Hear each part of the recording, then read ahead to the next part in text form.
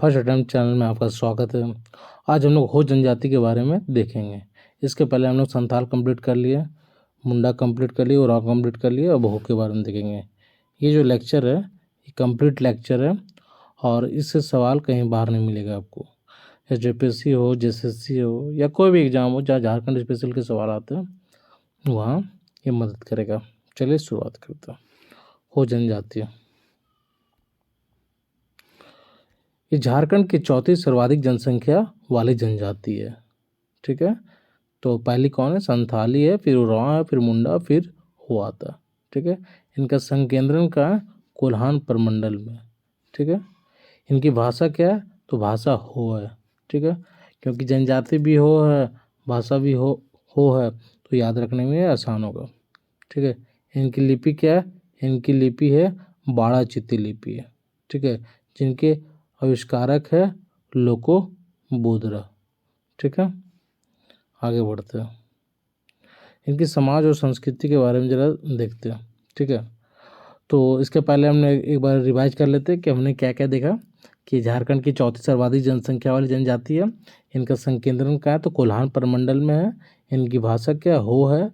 बाड़ा चित्ती लिपि। इनकी लिपि है बाड़ा चित्ती लिपि, जिनका आविष्कारक है लाको बोदरा। ये कीवर्ड है, आपको एग्जाम में सिर्फ कीवर्ड याद रखना है प्रीलिम्स के लिए। ठीक है, चलिए समाज और संस्कृति। इनके जो गोत्र है 80 गोत्र में इन्हें विभाजित किया गया। ठीक है, इनमें एक खास परंपरा देखा जाता है इन जनजातियों में कि ममेरे भाई तथा बहन से शादी की प्राथमिकता दी जाती है। ठीक है, सवाल आपसे पूछ सकता है कि किस जनजाति में खास परंपरा चलते आ रहा है कि ममेरे भाई और बहन से शादी की प्राथमिकता दी जाती है, तो इसका आंसर होगा हो जनजाति। ठीक है, इनमें बहु विवाह भी प्रचलित है। ठीक है, आदि विवाह को श्रेष्ठ माना जाता है। ठीक है, अब आदि विवाह होता क्या है?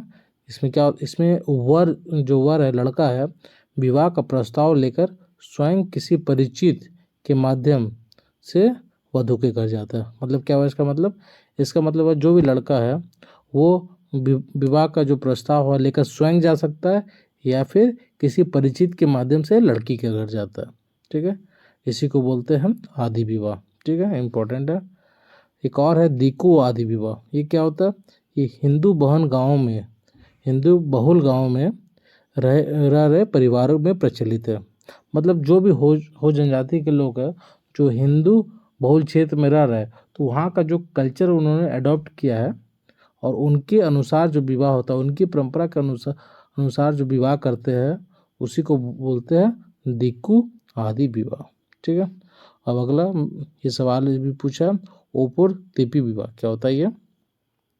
ये वर द्वारा कन्या को हरण करके, जो भी वर है वो कन्या को हरण करके विवाह करता है, उसे बोलते हैं ओपुर तिपी विवाह।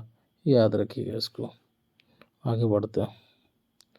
चलिए अब देखेंगे हम लोग सामाजिक व्यवस्था से संबंधित विभिन्न नामकरण। जिस प्रकार से हमने संथाल में देखा और उरांव में देखा, मुंडा में देखा कि सबकी सामाजिक व्यवस्था है और अपना अपना सबका नामकरण दिया गया है, उसी प्रकार से अब हो के बारे में देखेंगे। इससे युवागिरी। अब एक्चुअली होता क्या है युवागिरी?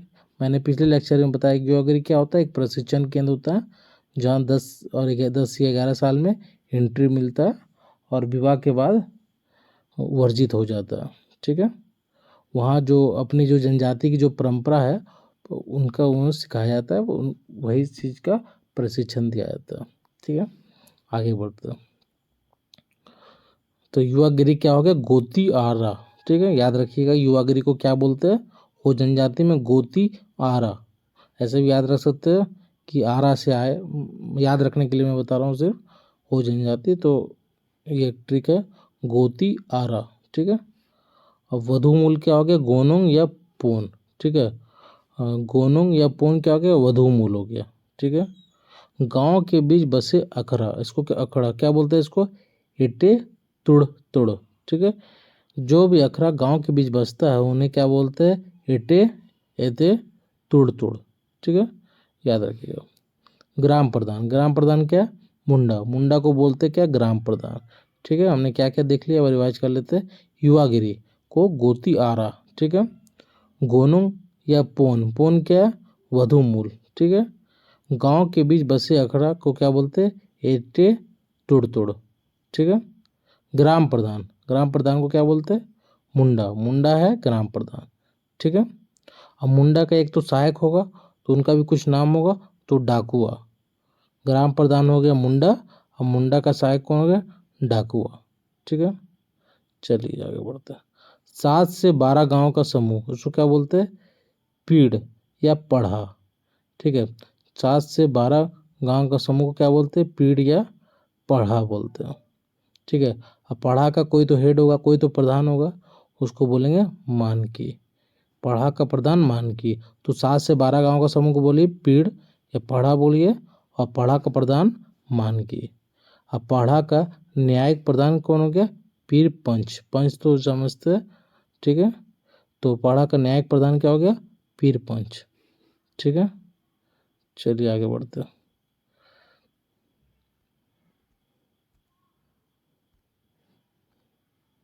हम्म,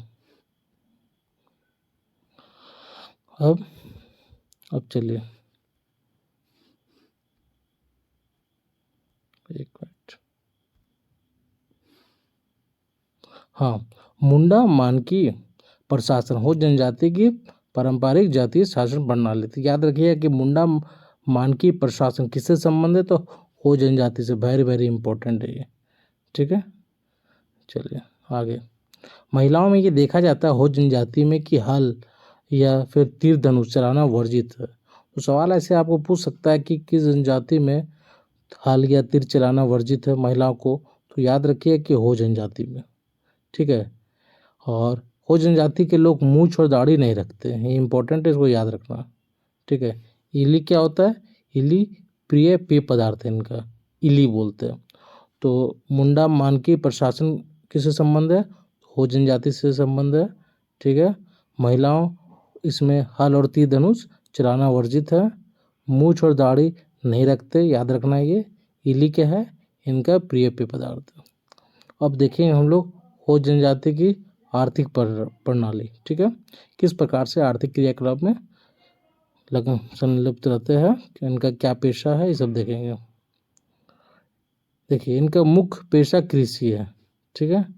तो इनका मुख्य पेशा क्या है? कृषि है।